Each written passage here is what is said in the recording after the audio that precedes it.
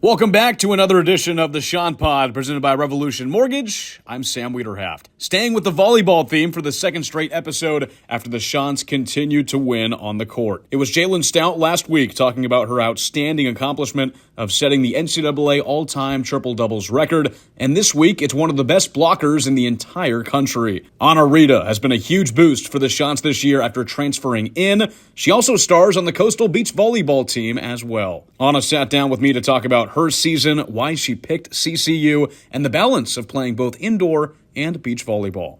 Let's get to it. Here's my conversation with Anna Rita. We continue with Coastal Volleyball on the Chant Pod presented by Revolution Mortgage.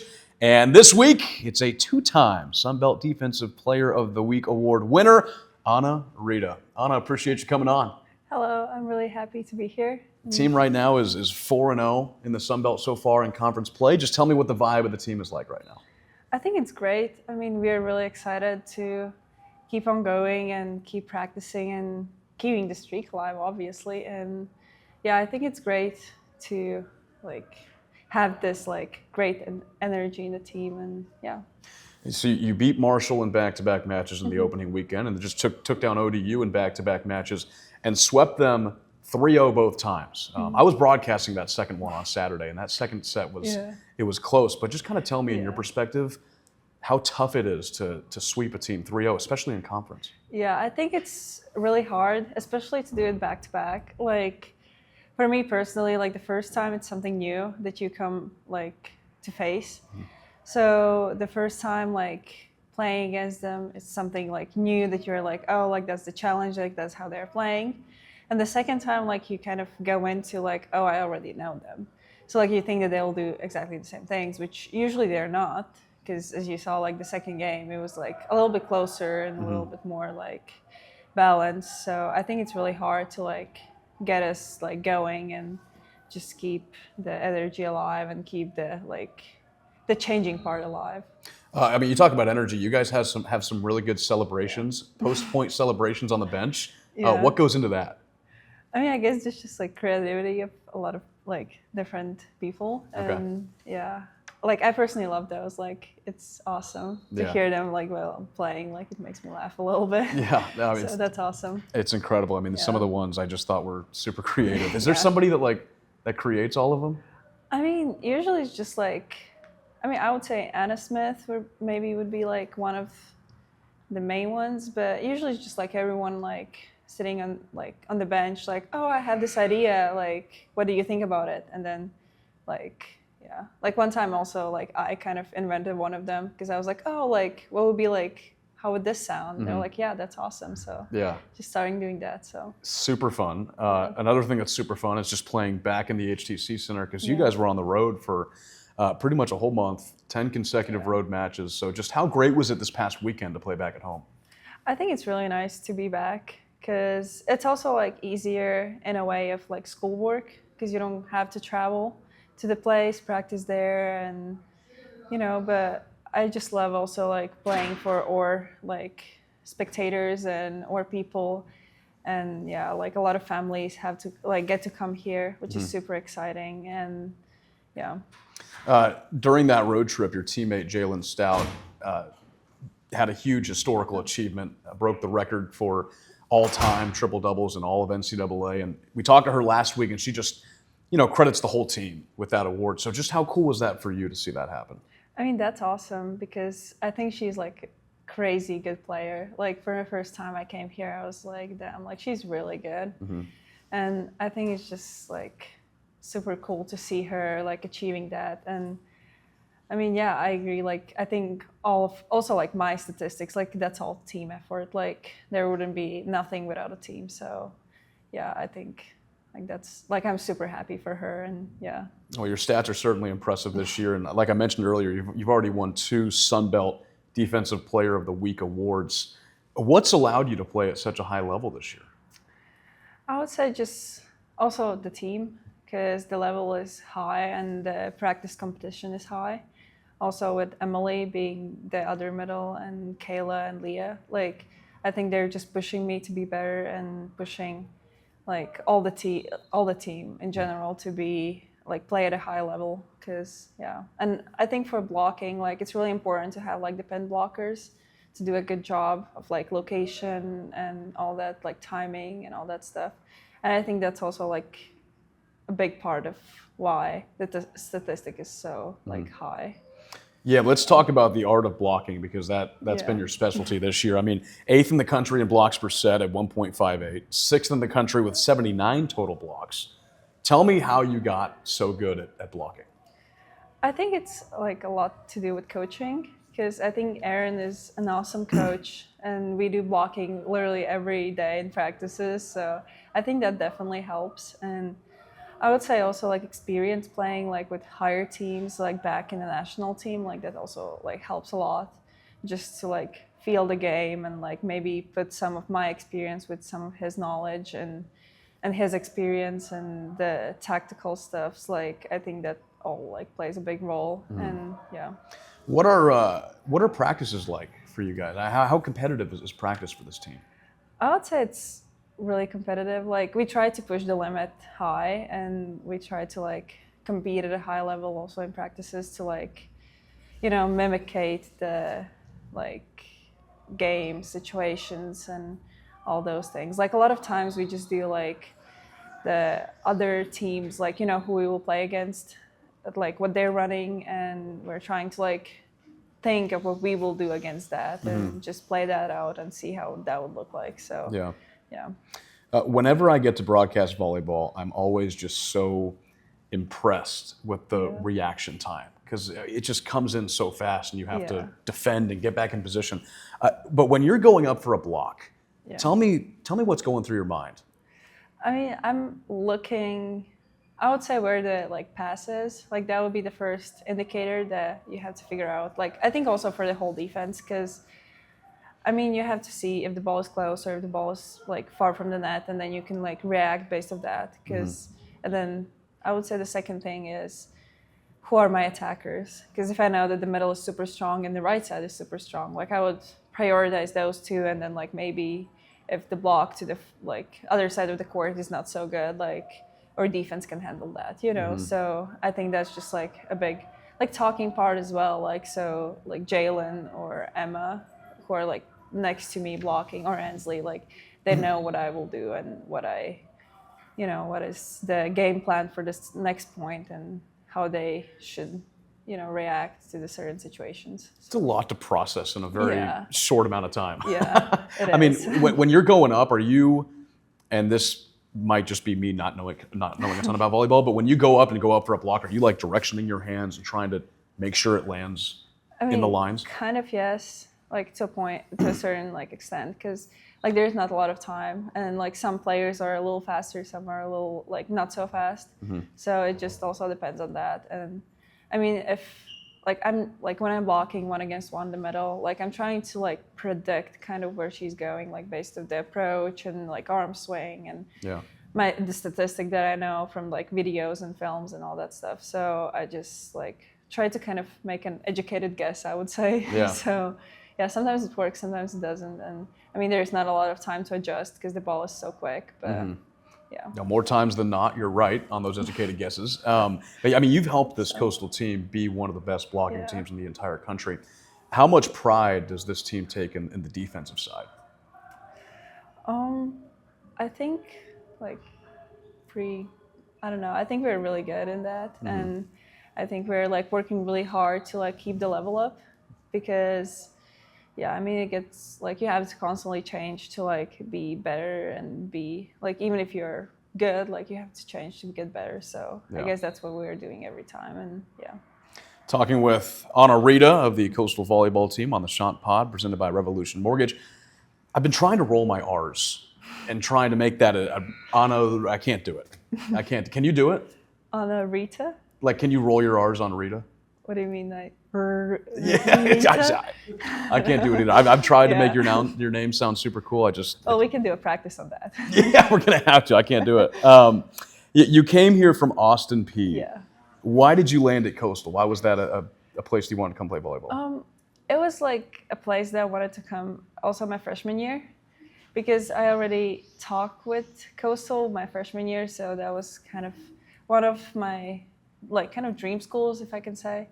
And my freshman year, it didn't work out as I wanted to. And now I'm here after like 2 successful years in Austin P, I would say. Like personally, I wouldn't say, like, I think the team was like somewhat decent, but I think personally I did really well. So I think that really helped me to come here and be at my dream school with people I like. The interesting thing about you is that you play 2 sports. You play indoor volleyball and you're on the beach volleyball team. Yeah. How does your mentality change between both those sports? I would say it's like kind of the same, because in both, like, you have to be like the fight mode, and I mean, in indoor it definitely helps if you have a team and that you can lean on other people if you don't have the day, or I don't know, like something, you know, you don't feel like yourself, like you can lean on your teammates. But in beach, like the difference is that you have to lean on the one person who is next to you. And usually in bad days, like they'll serve you. Like people know that you have a bad day, so they'll just serve at you, and you have to like figure it out mentally and figure it out like what you will put up against that. So I think it also makes me like more mentally like stronger to like being able to like switch in between 2 sports and like also help my indoor to like be mentally tougher to just like hide my bad days a little bit more. And, you know. Why was taking on the challenge of playing 2 sports? Why was that something that you wanted to do? I always have wanted to do it. Like since my freshman year, like I was looking at the schools that would allow me to do both, because I just like I have done that all my life, like since I was a child. Like we usually in Latvia, it's like you play indoor for like 9 months, and then the rest of the 3 you play beach. So that's what I have been always done. And and I just wanted to continue that. And also since the season here is so short, like it's only three or 4 months. Yeah. Like I just kind of need to kind of fill the time on like the other like rest of the year, since I'm like really used to that rhythm. Yeah. So And you get to be outside on the beach as well, which is super fun. That's awesome. I mean, what is the beach team? I know that they're practicing right now, Yeah. right? So are you a part of those practices at this time as well, or are you kind of doing both? Not really. Okay. Because on the indoor like season, I like focus on indoor more. Like Right. time to time, like I show up to the team building, like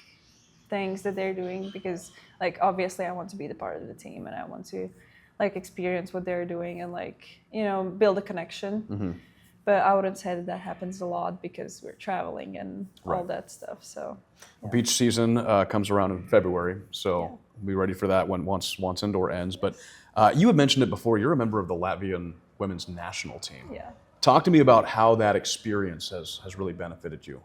I think like that's one of, I would say, the best experience that I have ever had, because like just to look at the history a little bit, like 3 years ago our coach changed and we were like, I would say one of the bottom teams in Europe, and like we were pretty bad, we were losing everyone.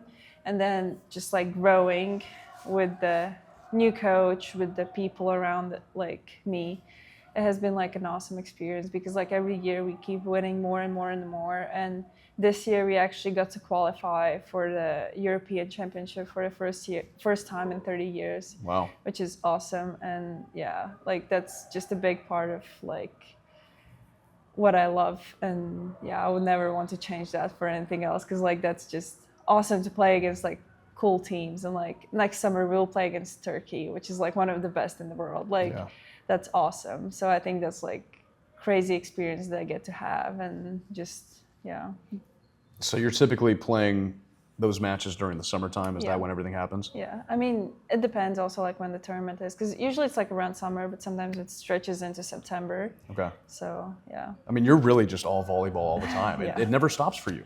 Kind of, yeah. Yeah. I mean, the month in winter is kind of the only time that I get to relax a little bit, so. Yeah. So you're basically going back to Latvia every summer? Yeah. Okay. And how good is it to go back on a consistent basis and go back to, you know, not only playing for a national team, but also where you're from, where your family is?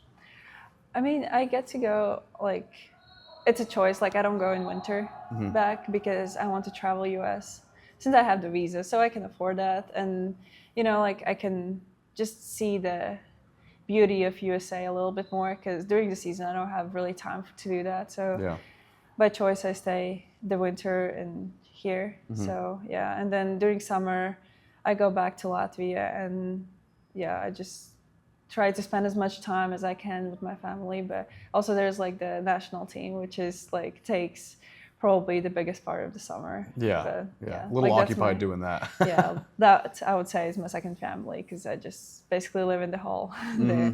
So yeah. Where have been your favorite parts of the U.S. that you've seen so far? I went to Las Vegas a time ago. Nice. And then last year, me and my friend, we went to Puerto Rico. Okay. And that was really awesome. And I would say that was one of my like favorite trips so far. They probably have some pretty cool beach courts in Puerto Rico. I didn't see would that. think. You didn't see any out there? I didn't want to see volleyball. I just wanted to relax. So, That's right. yeah, and yeah, this winter we are also planning a little trip. So Okay. yeah. Where to? We're thinking of going to Las Vegas again, but now like taking a road trip around like Grand Canyon and somewhere there. Nice. And we'll see how that goes, and maybe like add some different destinations to that. So Yeah. we'll see. That's awesome. It's a beautiful area over there. Yeah. You kind of mentioned it before, but where did your volleyball journey begin? Like, can you remember how young you Yeah. were when you first started playing? I remember the first practice, my dad, like we and my dad, we went to like just watch a practice. And I think I was like around 10 years old. And I remember like, I never heard about volleyball. So I was like, oh, I don't like it a lot. Like, I don't like it a lot. I think it's like kind of a stupid sport to play. Like, I don't know. And we went to the first practice and I was like, okay, like I will try, like, I guess, like kind of if you want me to, I will try. Yeah. So like I tried, and it like for volleyball, it's hard because like at first you're not really good at it because you have to like have a lot of touches and a lot of like kind of experience to be good. So yeah, and I just like stuck with it for like a year. And then I, like I grew really fast. So I was the tallest one. So that kind of helped and like brought coaches' attention, and they wanted me to succeed. So then I became good. And then I started playing in the national team of the youth. And then I was like, I really like it. Like, Yeah. I mean, obviously, like when you play the national team and you're like one of the best players, you're like, damn, like that's really cool. So Yeah. I just stuck with it, and yeah, and that, yeah. I mean, think you're it's what? You're 6 foot right now. 6'1". 6'1". Yeah. You're 6'1" right now. When did that growth spurt kind of happen? And then, I mean, obviously being tall is a really important part of blocking. Yeah. So how much did that help you in the sport of volleyball? I mean, I got really tall, I would say, when I was really young, like around like 12 or something. So like that has, like, I have always been this size kind of. So yeah, it definitely helps. And I wish I would be a little bit more taller, because I think I would be like a little bit better. But yeah, I mean. So, You mentioned your dad taking you to that first volleyball practice. Just how supportive has your family been of your volleyball journey? I would say really supportive, because they come to my like every game in Latvia, and yeah, like my grandpa is super supportive of me, and like I love to see him like screaming for me, like that's awesome. Yeah. And like my grandma, like she loves to come, as well as my dad and my mom and my brother, and yeah, it's just like awesome seeing them. And yeah, and I would say also to come to US, like my dad was really supportive. My mom was like, as moms, like they are, like, she was like, well, like I don't want you to go that far, and like it's scary and all that stuff. But like with time, she accepted that. So yeah, I know she's really happy for me that I'm here, and yeah, she's really proud. So. Well, we're certainly happy that you're here. Yeah, it's been really, really good for this team this year. And Anna, I'll just close it out with, there's 2 matches this weekend on the road against Georgia State. What does this team have to do to just keep that undefeated streak going? I would say just play our game and be like, put all we have on the court and just see how it goes and adapt from there. And yeah, I don't think we can do much, just to like just play our game and adapt to what they're giving us, and just maybe prepare a little bit extra to see what they're doing. So sure. Yeah. Well, Anna, we appreciate you coming on. Good luck the rest of the way, and good luck for beach season coming up in February. Yes, thank you. Thank you, Anna, for a really fun conversation. Like I said in the interview, Coastal has started 4-0 in Sunbelt play, and they take on Georgia State in Atlanta this Thursday and Friday, both at 6 p.m. on ESPN+. So good luck to Anna and the Chants as they look to remain unbeaten in conference. We'll look at the weekend ahead. First, Coastal football is back at home after 2 road games and a bye week. It'll be a matchup with ULM on Saturday at 7 p.m. as we get to see a new lights show that we all get to be a part of. Check out GoCCUSports.com for more information on that. Men's soccer has a big home match on Friday against nationally ranked West Virginia. That'll be at 7 p.m. at the CCU Soccer Complex. Women's soccer is also at home this weekend, Sunday, against Texas State, also at 7.